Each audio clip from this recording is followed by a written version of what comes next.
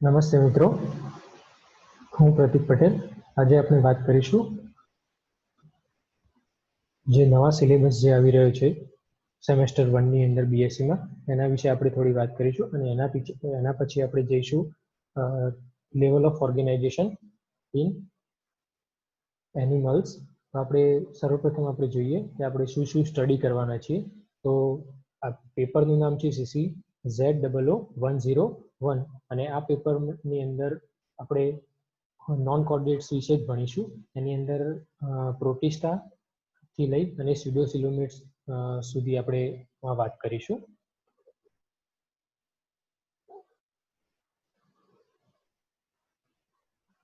હા, હવે આની અંદર આપણે જોઈએ તો નોન કોર્ડિનેટ્સની અંદર grades of body organisation, general characteristics and classification of protozoa વિશે જોઈશું અપ ટુ ક્લાસ લેવલ. એના પછી ટાઈપ સ્ટડી જોઈશું પેરામિશિયમની, એટલે કે પેરામિશિયમની અંદર હેબિટાટ, એનું બોડી સ્ટ્રક્ચર, એનું લોકોમોશન કેવું હોય, એની ન્યુટ્રિશન વેલ્યુઝ કેવી હોય, રેસ્પાયરેશન એની અંદર કેવું હોય, એક્સક્રીશન કેવું હોય, રિપ્રોડક્શન કેવું હોય. ટૂંકમાં એની દરેકે દરેક જે તંત્રો આવેલા છે એ તંત્રો વિશે અને એનું એક કેવી જગ્યાએ રહે છે, એનું હલનચલન કેવી રીતે થાય છે, એના વિશે આપણે વાત કરીશું. એના પછી આપણે જોઈશું પ્લાઝ્મોડિયમની લાઈફ સાયકલ વિશે. પ્લાઝ્મોડિયમની લાઈફ સાયકલ ની અંદર આપણે એનું બેઝિક એના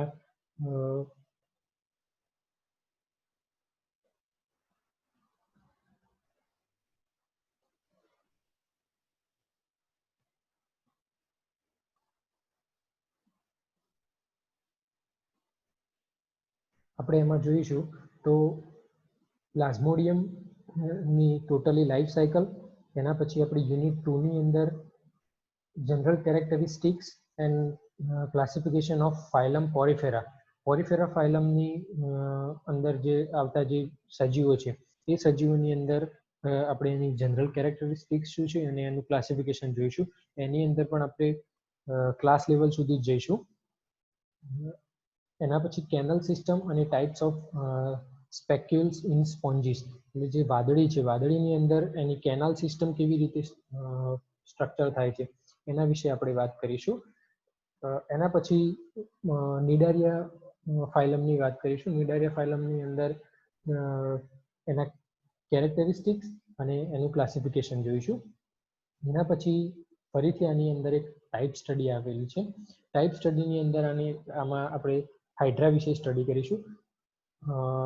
આની અંદર જે 3 યુનિટની અંદર જે ડિવાઈડ થયેલું છે એમાં આની અંદર 4 યુનિટની અંદર આ પેપર ડિવાઈડ થયેલું છે. એમાં દરેકની અંદર ક્લાસિફિકેશન તો આવશે જ, પણ એની સાથે સાથે કોઈ એક સજીવની ટાઈપ સ્ટડી પણ આવશે. ટાઈપ સ્ટડી એટલે કે આપણે એ યુનિટની અંદર પર્ટિક્યુલર એક એનિમલ વિશે તો સ્ટડી કરવાનું જ છે. દાખલા તરીકે આપણે વાત કરીએ કે યુનિટ 1 ની અંદર પેરામિશિયમ વિશે સ્ટડી કર્યું છે. એના પછી આપણે યુનિટ 2 ની અંદર હાઇડ્રા વિશે સ્ટડી કરીશું.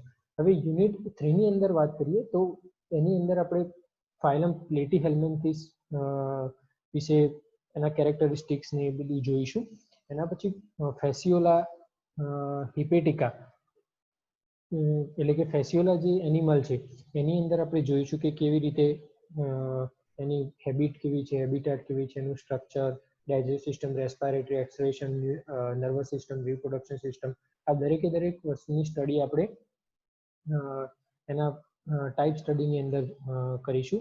એના પછી એની જનરલ કેરેક્ટરિસ્ટિક્સ અને ક્લાસિફિકેશન જોઈશું નિમેટોડ્સનું. નિમેટોડ્સની અંદર આપણે જનરલી એસ્કેરિસનું વધારે જોઈશું. એસ્કેરિસ એટલા માટે કારણ કે એનું આપણે ટાઈપ સ્ટડી પણ જોવાનું છે. તો આપણને આની અંદર 2 ટાઈપ સ્ટડી આપેલા છે, એક ફેસિયોલા અને બીજું એસ્કેરિસ. એના પછી ચોથા ટોપિકની અંદર આપણે વાત કરીએ તો ચોથા ટોપિકની અંદર યુનિટ 4 માં જોઈએ તો એમાં પ્રોટોઝોન રિલેટેડ ડિઝીઝની વાત કરેલી છે. પ્રોટોઝોન રિલેટેડ ડિઝીઝની અંદર આપણે જોઈએ તો આપણને ખબર છે કે અમીબાથી જે ડિઝીઝ થાય તો એને એમોબાયોસિસ કહીએ છીએ. એના પછી જીઆરડીએ લેમ્બલિયાથી થાય તો એને જીઆરડીએસિસ કહીએ છીએ. પછી પેરામિશિયમથી થાય તો એને આપણે કહીશું મેલેરિયા. તો આ જે વાત કરી એ દરેકે દરેક જે પ્રોટોઝુઅન્સ છે, પ્રોટોઝુઅમની અંદર જે ડિઝીઝ થતા હોય છે એ ડિઝીઝ વિશે આપણે આની અંદર વાત કરવાની છે. એમાં એનું ઇન્ફેસ્ટેશન જોવાનું છે, એના સિમ્ટમ્સ જોવાના છે અને ટ્રીટમેન્ટ જોવાની છે. એટલે કે એ કેવી રીતે બોડીની અંદર એન્ટર થાય છે, એની લાઈફ સાયકલ પણ આવે. એના પછી એના જે લક્ષણો હોય, જે ડિઝીઝ થાય છે તો ડિઝીઝના લક્ષણો શું હોય એના વિશે વાત કરીશું.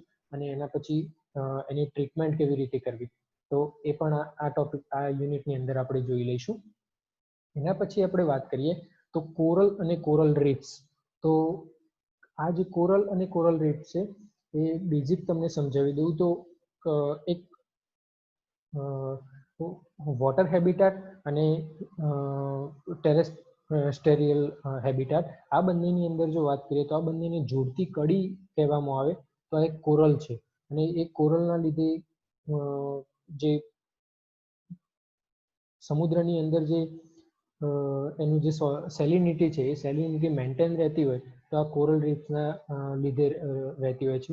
અત્યારે હાલ ગ્લોબલ વોર્મિંગના અને પોલ્યુશનના લીધે એ ધીરે ધીરે ડિગ્રેડ થતા જાય છે. અને એ ડિગ્રેડ થતા જાય છે એના લીધે એટમોસ્ફિયર પર પણ ઘણી બધી અસરો જોવા મળે છે. હવે આપણે વાત કરીએ નેક્સ્ટ યુનિટની અંદર તો એમાં ક્લાસિફિકેશન અને એડેપ્ટેશન ઓફ પેરાસાઇટ્સ, એટલે કે જે બીજા ઉપર નિર્ભર રહેતા હોય એવા પેરાસાઇટ્સ વિશે પણ આમાં આપણે સ્ટડી કરીશું. એના પછી પ્લેટીહેલ્મિન્થિસ અને ન્યુમેટોડ રિલેટેડ ડિઝીઝ આમાં જોઈશું. તો એમાં એસ્કેરિયાસિસ, ફિલારિયાસિસ અને સિસ્ટેરોસિસ આમાં આપણે સ્ટડી કરવાના છીએ. આ ચાર યુનિટની અંદર આપણે જોયું તો પહેલા 3 યુનિટમાં આપણે ટાઈપ સ્ટડી અને કેરેક્ટરિસ્ટિક્સની વાત કરેલી છે, જ્યારે યુનિટ 4ની અંદર આની અંદર ડિઝીઝીસ, કોરલ રીફ્સ અને પેરાસાઇટ્સનું ક્લાસિફિકેશન જોયેલું છે. આ એકદમ ઇઝી છે, થોડું આપણે ધ્યાન આપીશું તો સેટ થઈ જશે. હવે આપણે વાત કરીએ તો ગ્રેડ્સ ઓફ બોડી ઓર્ગેનાઇઝેશન. હવે ગ્રેડ્સ ઓફ બોડી ઓર્ગેનાઇઝેશનની જ્યારે આપણે વાત કરતા હોય તો એની અંદર અમુક એક કેટેગરીઝ હોય છે કે કેવી રીતે એનું બોડી ઓર્ગેનાઇઝ કેવી રીતે થતું હોય છે. હવે આપણે ગ્રેડ્સ ઓફ બોડી ઓર્ગેનાઇઝેશનની જ્યારે વાત કરતા હોય ત્યારે એમાં લેવલ ઓફ ઓર્ગેનાઇઝેશન, શરીર સંરચના, ગર્ભસ્તરોની ગોઠવણી, દેહકોષની ઉત્પત્તિ અને ખંડતા. હવે આ ફક્ત શબ્દો આપેલા છે.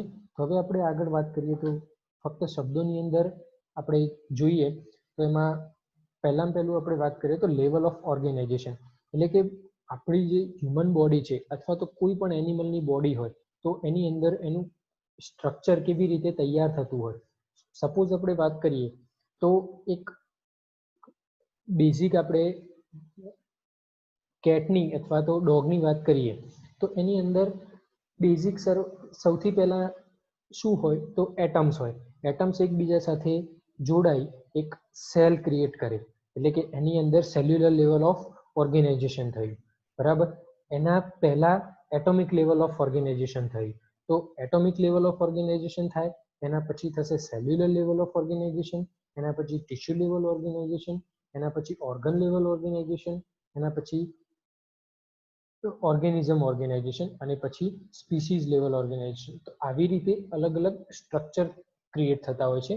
તો એના લીધે એક આખી હ્યુમન બોડી અને એક આખું એન્વાયરમેન્ટ ક્રિએટ થાય, અને એ એન્વાયરમેન્ટ ક્રિએટ થશે એના લીધે જે કોઈ પણ સજીવ છે એ સજીવ આ પૃથ્વી ઉપર સર્વાઈવ કરી શકશે, એના વગર એ સર્વાઈવ કરી શકશે નહીં. એના પછી આપણે વાત કરીએ તો શરીર સંરચના. એ શરીર સંરચનાની વાત કરીએ, તમે શરીર સંરચનાની અંદર આપણે જોઈએ તો એમાં બેઝિક વસ્તુ એ છે કે સિમેટ્રી. તો સિમેટ્રી એટલે કે એસિમેટ્રી, બાયલેટરલ સિમેટ્રી, લેટરલ સિમેટ્રી, આવી બધી અલગ અલગ પ્રકારની સિમેટ્રી આવતી હોય. એટલે કે આપણી શરીર રચના છે એ શરીર રચનાની અંદર સપોઝ આપણા બે હાથ એકદમ સરખા છે તો એ સરખા હોવાનું કેવી રીતે હોય.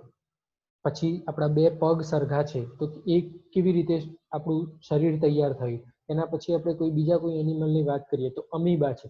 અમીબાની અંદર એ સિમેટ્રી હોય. એટલે કે એની અંદર આખે આખું સમરચના જોવા મળતી નથી, તો એ અલગ અલગ હોય. એના પછી એટલે કે આપણા જે શરીર છે, શરીરના અંગો કેવી રીતે એકબીજા સાથે ગોઠવાયેલા હોય એના વિશે આપણે આની અંદર વાત કરીશું. એના પછી ગર્ભ સ્તરોની ગોઠવણી, જે આપણા શરીરની અંદર ગર્ભ સ્તરો આવેલા હોય એની અંદર આપણે એક્ઝોડમ, એક્ટોડમ, એન્ડોડમ અને મિઝોડમ આવા 3 સ્તરો આવેલા હોય. બાહ્ય સ્તર, મધ્ય સ્તર અને અંતસ્તર. તો આપણો જ્યારે શારીરિક વિકાસ થતો હોય એ શારીરિક વિકાસ દરમિયાન જે તે અંગો જે હોય એ અંગો કયા સ્તરની અંદર કેવી રીતે ડેવલપ થવા એ આ ગર્ભ સ્તરોની ગોઠવણીના ઉપર આધાર રાખતા હોય છે. હવે આપણને ખબર છે કે આપણું શરીર છે એ ત્રિગર્ભ સ્તરીય ગોઠવણી ધરાવતું શરીર છે. તો આ જે ત્રિગર્ભ સ્તરીય ગોઠવણી છે, તો આપણે પહેલી વાત કરીએ તો શું આવશે? એક એક્ટોડમ એટલે કે આપણી ઉપરની ચામડી, એની અંદર આપણે વાત કરીશું. તો એન્ડોડમની વાત કરીએ તો જે શરીરની જે અંદરની દિવાલ છે કે જે બહારના ભાગને કવર અપ કરતી હોય, તો એ મધ્યસ્તર બનશે. પણ મધ્યસ્તર જે છે એ મધ્યસ્તર અને એની અંદર જે અંતઃસ્તર છે, આ બંનેની અંદર ઘણો બધો તફાવત રહેલો છે. તો મધ્યસ્તર છે, મધ્યસ્તરની અંદર દેહકોષનો સમાવેશ થતો હોય છે, જ્યારે અંતઃસ્તરની અંદર જે આંતરિક આપણું આપણા જે internal organs, for example nervous સિસ્ટમની વાત કરીએ તો એ નર્વસ સિસ્ટમ એ એની અંદર ઇન્ક્લુડ થતી હોય છે. તો આવી રીતે ગર્ભ સ્તરોની ગોઠવણી અલગ અલગ પ્રકારે જોવા મળતી હોય. એના પછી આપણે વાત કરીએ તો દેહકોષની ઉત્પત્તિ. તો દેહકોષની અંદર જે બોડી કેવિટીની વાત કરીએ તો બોડી કેવિટી પણ એક આવો જ એક વિષય છે. તો એની અંદર આપણે આર્કેન્ટેરોનની સ્ટડી કરીશું. તો આર્કેન્ટેરોન પણ એક ખૂબ જ મહત્વની ડેવલપમેન્ટ નો પાર્ટ છે કે જેના દ્વારા શરીરની અંદર કયા ભાગની અંદર દેહકોષની ઉત્પત્તિ થવી, આ દરેકે દરેક વસ્તુ એ આર્કેન્ટેરોન ઉપર આધાર રાખતી હોય છે. આના પછી આપણે ખંડતાની વાત કરીએ તો ખંડતાની અંદર આપણું શરીર છે એ કેટલા ખંડોની અંદર વિભાજિત થયેલું છે, કયા સમયે કેટલા ખંડમાં વિભાજિત થવું, આ દરેકે દરેક વસ્તુનું ખંડતાની અંદર વાત કરવામાં આવેલી. તો આટલી વસ્તુઓ આપણે ગ્રેડ્સ ઓફ બોડી ઓર્ગેનાઇઝેશનની અંદર સ્ટડી કરીશું. એમાં આપણે સર્વપ્રથમ જોઈએ તો લેવલ ઓફ ઓર્ગેનાઇઝેશન. તો લેવલ ઓફ ઓર્ગેનાઇઝેશનની અંદર આપણે વાત કરીએ તો એમાં પ્રાણીઓના અભ્યાસ માટે જે આખું જે આયોજન કરેલું છે એ આયોજન 3 સ્તરોની અંદર 5 સ્તરીય આયોજનમાં વહેંચવામાં આવ્યું છે. એમાં જો આપણે વાત કરીએ તો સૌથી પહેલું છે પ્રોટોપ્લાઝમિક અથવા તો એ સેલ્યુલર લેવલ ઓફ ઓર્ગેનાઇઝેશન. એ પ્રોટોપ્લાઝમિકની અંદર જ્યારે વાત કરતા હોય આપણે, તો એમાં બેઝિક એક વસ્તુ આપણે ખાસ ધ્યાન રાખવાની કે પ્રોટોપ્લાઝમિક અથવા એ સેલ્યુલર, આને આપણે પ્રોટોપ્લાઝમિક અથવા તો એ સેલ્યુલર એટલા માટે કહીએ છીએ કે આની અંદર આપણા બોડીની અંદર જે પ્લાઝમા હોય છે એ પ્લાઝમા, એના પછી જે એ સેલ્યુલર ઓર્ગન્સ, ફોર એક્ઝામ્પલ આપણે ડબ્લ્યુબીસી, આરબીસી, એટોમ્સ, આ દરેકે દરેક વસ્તુઓ એ સેલ્યુલર લેવલ ઓફ ઓર્ગેનાઇઝેશનની અંદર ઇન્ક્લુડ થતા હોય છે. દાખલા તરીકે આપણે વાત કરીએ તો એક કોષનું નિર્માણ થવું, એ એક કોષ કેવી રીતે નિર્માણ થાય? તો એની અંદર ઘણી બધી અંગિકાઓ આવેલી હોય. તો એ જે અંગિકાઓ આવેલી હોય એ અંગિકાઓ એકબીજા સાથે જોડાઈ અને પછી એક કોષનું નિર્માણ કરતું હોય. દાખલા તરીકે આપણે વાત કરીએ તો આવા કોઈ કોષનું નિર્માણ થતું નથી અને બધી અંગિકાઓ આપણા શરીરની અંદર રિબોઝોમ, કોષરસજાળ, આ બધું જ અલગ અલગ જગ્યાએ ફરતું હોય છે. તો શું શરીરની અંદર આવી કોઈ રચના જોવા મળે? નહીં. તો આપણે એની જ બધાને ભેગા થયા અને એ ભેગા થઈ એક એવી રચના તૈયાર થઈ અને એ રચનાને આપણે નામ આપીશું કોષ. હવે આપણે આ વાત થઈ પ્રોટોપ્લાઝમિક. હવે આપણે વાત કરીએ સેલ્યુલર લેવલ ઓફ ઓર્ગેનાઇઝેશન. તો સેલ્યુલર લેવલ ઓફ ઓર્ગેનાઇઝેશન શું?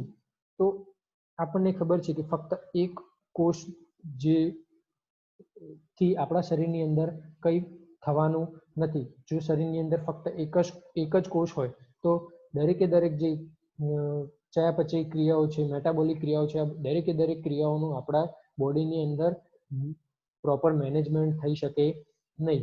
તો એના માટે આપણે અલગ અલગ કોષોનું અલગ અલગ નિયમન કરવામાં આવ્યું. દાખલા તરીકે પાચન માટે જે કોઈ કોષોનો ઉપયોગ થતો હોય તો એ કોષો ફક્ત પાચન માટે પાચન માટેનું જ કામ કરશે, એના સિવાય બીજું કામ કરશે નહીં. દાખલા તરીકે આપણા શરીરની અંદર ચેતાકોષ આવેલા છે, તો ચેતાકોષનું કામ શું? તો એક જગ્યાએથી સંદેશો બીજી જગ્યા સુધી પહોંચાડવાનું, એટલે કે એનું ચેતાઓનું નિયમન કરવાનું. એટલે કે આખું જે ચેતાતંત્ર છે એ ચેતાતંત્ર કોના ઉપર આધારિત હોય? તો એ કોષો ઉપર. તો આવી રીતે ચેતાકોષો ઉપર આધારિત હોય. તો આવી રીતે આપણે અલગ અલગ કોષોનું અલગ અલગ કામ આપવામાં આવ્યું અને એ કામના આધારે એક ચોક્કસ પ્રકારની પેશીની રચના થઈ. હવે એક કોષ છે તો એ એક કોષ બીજા કોષ સાથે, ત્રીજા કોષ સાથે, ચોથા કોષ સાથે આવી રીતે ઘણા બધા કોષો જોડાઈ સરખા કદના અને સમાન કાર્ય કરતા કોષો એકબીજા સાથે જોડાઈ અને શેની રચના કરતા હોય છે? તો ટીસ્યુની રચના કરતા હોય છે. આવી એક પેશીની એક સરળ વ્યાખ્યા છે. તો આ બધા કોષોની જે એકબીજા સાથે જોડાઈ અને અલગ અલગ કામમાં વહેંચણી કરવામાં આવી, તો આને આપણે શું કહીશું? Cellular level of organisation. હવે આ બધા કોષો એકબીજા સાથે જોડાઈ એક ચોક્કસ પેશીની રચના કરી, જે પેશી એક ચોક્કસ પ્રકારનું કામ કરે છે. હવે આ જે પેશી છે એ આપણને ખબર પડી કે હવે આ પેશીનું કોઈ એક જગ્યાએ ચોક્કસ કામ હશે. દાખલા તરીકે આપણે વાત કરીએ તો એક બેઝિક લેવલની કોઈ એક આપણા શરીરની કોઈ એક પેશી લઈ લો, તો એ પેશીનું મુખ્ય કાર્ય શું હશે? તો એ જે તે જગ્યાએ એ જગ્યાનું રુધિરનું વહન કરવું, ઓક્સિજન, કાર્બન ડાયોક્સાઇડનું ચોક્કસ પ્રમાણમાં વહન કરવું, આ દરેકે દરેક કાર્યો ટિશ્યુ લેવલ ઓર્ગેનાઇઝેશનની અંદર મેનેજ કરવામાં આવે. હવે આપણને આ ખબર પડી કે એક ઘણી બધી અંગિકાઓ અને પ્રોટોપ્લાઝમ ભેગા થઈ અને સેલ્યુલર એટલે કે સેલ્યુલર લેવલ ઓફ ઓર્ગેનાઇઝેશનનું ક્રિએશન થયું. એના પછી ટિશ્યુ લેવલ ઓફ ઓર્ગેનાઇઝેશન થયું. હવે આ ઘણી બધી ટિશ્યુ એકબીજા સાથે જોડાઈ અને ઓર્ગન લેવલ ઓફ ઓર્ગેનાઇઝેશન કરશે. ઓર્ગન લેવલ ઓફ ઓર્ગેનાઇઝેશન એટલે કે આપણને ખબર છે કે આપણો એક હાથ છે, તો એ હાથ ઘણા બધા પ્રકારની ટિશ્યુઓ ભેગી થઈ અને એક હાથની રચના થાય છે, એટલે કે કોઈ એક અંગની રચના થાય છે. હવે જો આ એક અંગની રચના થતી હોય તો આ જે એક અંગ છે એ ઘણી બધી ટિશ્યુઓ દ્વારા જોડાઈ અને ચોક્કસ પ્રકારનું એક કામ કરશે. હવે આપણો હાથ છે, હાથની અંદર બેઝિકથી આપણે વાત કરીએ તો હાથમાં જે પ્રકારની જે ટિશ્યુ રહેલી છે એ ટિશ્યુઓ ચોક્કસ પ્રકારની કાર્ય કરતી હશે. એની અંદર જે કોષો રહેલા છે એ કોષો પણ એ પ્રમાણે ચોક્કસ પ્રકારનું કામ કરતા હોય અને એની અંદર જે અંગિકાઓ રહેલી છે એ પણ એ પ્રમાણે જ સંદેશા વહન કરવાનું, ઓક્સિજનનું વહન કરવાનું, આ દરેકે દરેક એ પ્રમાણે જ કામ કરતી હોય કે જે પ્રમાણે અંગનું નિર્માણ થયેલું હોય. હવે સિસ્ટમ લેવલ ઓર્ગેનાઇઝેશન, તો સિસ્ટમ લેવલ ઓર્ગેનાઇઝેશનની જ્યારે આપણે વાત કરતા હોય તો એમાં એક અંગ તો તૈયાર થઈ ગયું. હવે એક અંગ દ્વારા એક અંગ તંત્ર તૈયાર થશે અને એ જે અંગ તંત્ર તૈયાર થયું એને આપણે કહીશું સિસ્ટમ લેવલ ઓફ ઓર્ગેનાઇઝેશન. તો સિસ્ટમ લેવલ ઓફ ઓર્ગેનાઇઝેશન છે એની અંદર એક આપણે પાચન તંત્રની જ વાત કરીએ તો પાચન તંત્રની અંદર હવે આખી સિક્વન્સ જુઓ તો સૌથી પહેલા આપણે પાચન તંત્રની વાત કરીએ તો એની અંદર જે અલગ અલગ પ્રકારની અંગિકાઓ, અલગ અલગ પ્રકારના પ્લાઝમા એકબીજા સાથે જોડાઈ અને એક સેલનું નિર્માણ થયું. હવે એ જે સેલ છે એ સેલ એના જેવા જ બીજા ઘણા બધા સેલ ભેગા થઈ અને એક પ્રકારનું ચોક્કસ કામ કરવાનું શરૂ થયું, જેને આપણે કહીશું ચોક્કસ પ્રકારનું કામ કર્યું અને એના પછી એક અંગની એક નવા અંગની શરૂઆત બનાવવાનું શરૂ કર્યું, તો એને આપણે કહીશું ટિશ્યુ લેવલ ઓફ ઓર્ગેનાઇઝેશન. હવે આ ઘણી બધી પેશીઓ, ઘણી બધી ટિશ્યુ ભેગી થઈ અને એક ચોક્કસ પ્રકારનું કામ કરવાનું શરૂ થયું અને એ બધી પેશીઓ ભેગી થઈ એક અંગનું નિર્માણ થયું, તો એને આપણે કહીશું ઓર્ગન લેવલ ઓફ ઓર્ગેનાઇઝેશન. એના પછી આ જે ઓર્ગન છે એ કોઈ એક આપણે ઓર્ગનની વાત કરીએ તો પાચન તંત્રની વાત કરીએ તો પાચન તંત્રની અંદર મુખ ગુહા, જઠર, આંતરડું આ દરેકે દરેક અંગો ની અંદર પાચન તંત્ર આપણું વહેંચાયેલું છે. તો એ જે અંગો છે એ અંગો એકબીજા સાથે જોડાઈ અને પછી સિસ્ટમ લેવલ ઓફ ઓર્ગેનાઇઝેશનનું નિર્માણ થાય. તો આવી રીતે આપણે જે અભ્યાસ કર્યો આપણે અભ્યાસની અંદર આવી રીતે 5 સ્તરીય આયોજન વહેંચવામાં આવ્યું છે. એમાં સૌથી પહેલું પ્રોટોપ્લાઝમિક અથવા તો એ સેલ્યુલર, એના પછી સેલ્યુલર, એના પછી ટિશ્યુ લેવલ, એના પછી ઓર્ગન લેવલ અને છેલ્લે સિસ્ટમ લેવલ. આવી રીતે 5ની અંદર આપણે ડિવાઈડ કરેલું છે. હવે આપણે દરેકે દરેક ડીપમાં થોડું જોઈશું કે કેવી રીતે આનું સ્ટડી થતું હોય છે. તો એક જ કોષ દ્વારા બધી જૈવિક ક્રિયાઓ થાય છે. દાખલા તરીકે પ્રજીવો, બરાબર. હવે પ્રોટોપ્લાઝમિક અને એ સેલ્યુલરની અંદર જ્યારે વાત કરીએ તો આપણે ઉદાહરણ સાથે આપણે જોઈશું કે કેવી રીતે બધું એકબીજા સાથે જોડાઈ અને આખું સજીવનું નિર્માણ થતું હોય છે. આપણે બેઝિક જ્યારે એક જ કોષની અંદર બધી જૈવિક ક્રિયાઓ થાય છે. દાખલા તરીકે આપણે અમીબાની વાત કરીએ તો અમીબાની અંદર પાચનથી લઈ ખોરાક ગ્રહણથી લઈ અને ઉત્સર્જન સુધીની બધી જ જૈવિક ક્રિયાઓ ફક્ત એક જ સજીવની અંદર થાય છે. તો આ જે એક જ સજીવની અંદર થતી ક્રિયાઓ છે તો એ બધી જ જૈવિક ક્રિયાઓની અંદર જે જીવસ્તરીય ઓર્ગેનાઇઝેશન છે તો એમાં એક જ કોષ દ્વારા બધી જૈવિક ક્રિયાઓ થતી હોય તો એને આપણે શું કહીશું?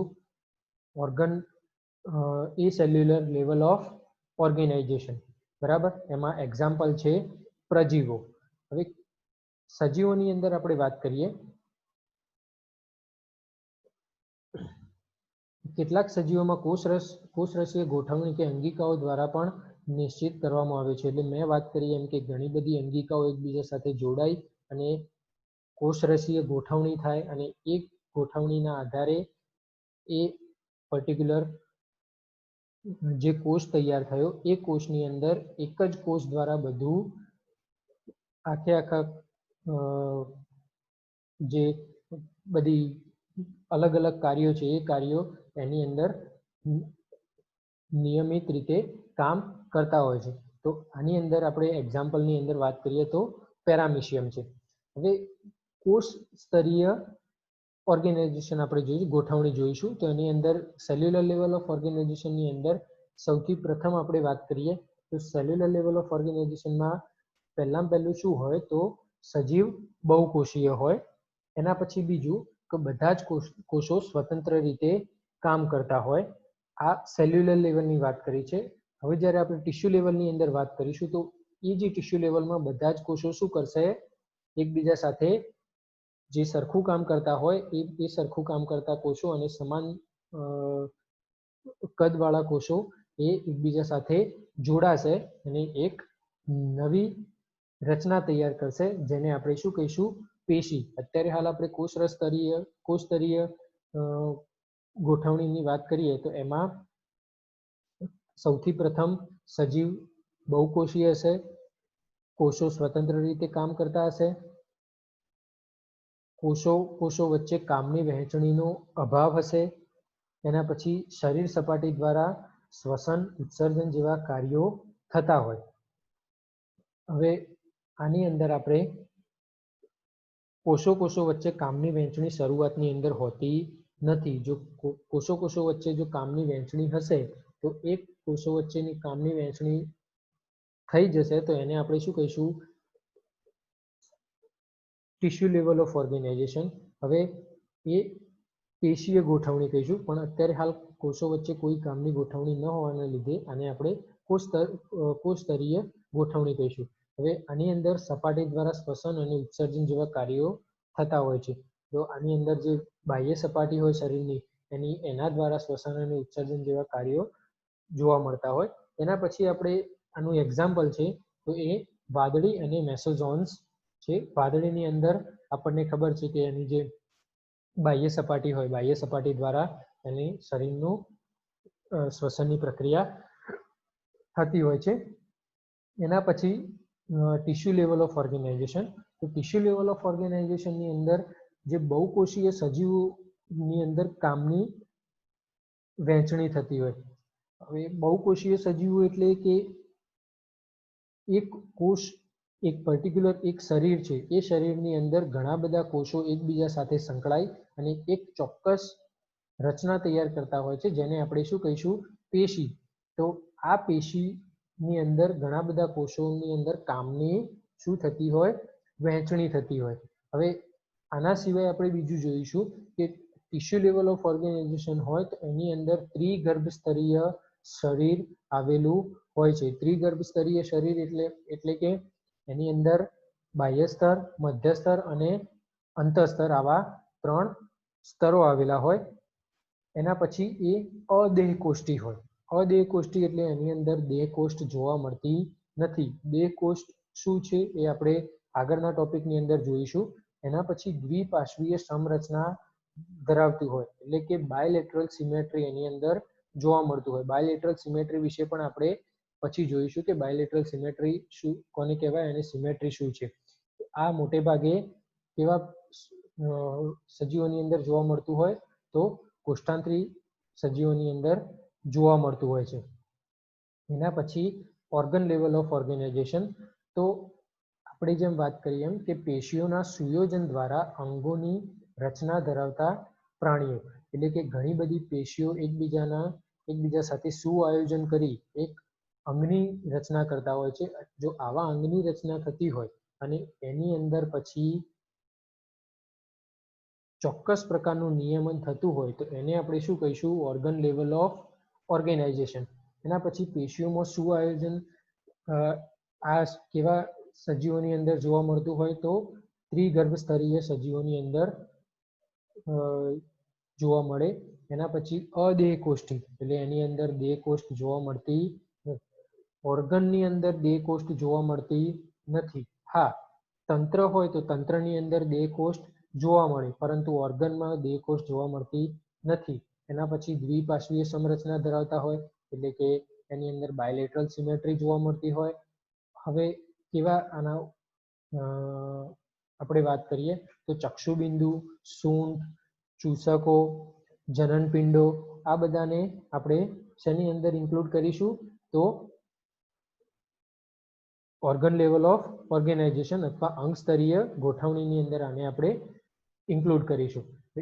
દાખલા તરીકે આપણે વાત કરીએ તો આમાં એક્ઝામ્પલ આપણે લઈએ તો પૃથુકૃમિ. તો પૃથુકૃમિ સમુદાયના જે સજીવો છે એ સજીવોની અંદર કોઈ એક ચોક્કસ, આપણે ચૂસકોની જ વાત કરીએ તો એ ચૂસકો દ્વારા ચોક્કસ પ્રકારના કાર્યોનું નિયમન થતું હોય તો એમને આપણે શું કહીશું?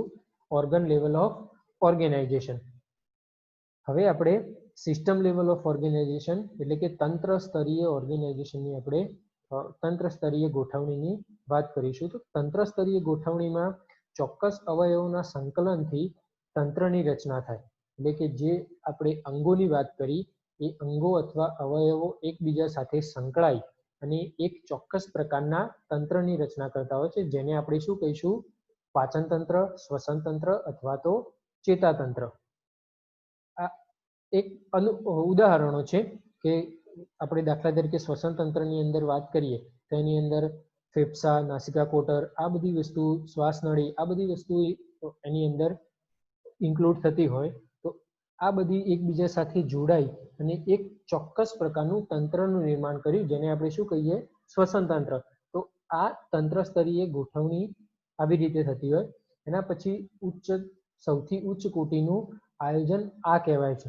એટલા માટે કે આ સૌથી ઉપરના લેવલનું આયોજન એટલા માટે કહેવાય કે આ આયોજન માટે દરેકે દરેક પ્રકારની ગોઠવણી થવી જરૂરી છે. એની અંદર સેલ્યુલર, ટિશ્યુ, ઓર્ગન દરેકે દરેક પ્રકારની આની અંદર ગોઠવણી થવી જરૂરી હોય છે. એટલા માટે આને સૌથી ઉચ્ચ કોટીનું આયોજન કહેવામાં આવે છે.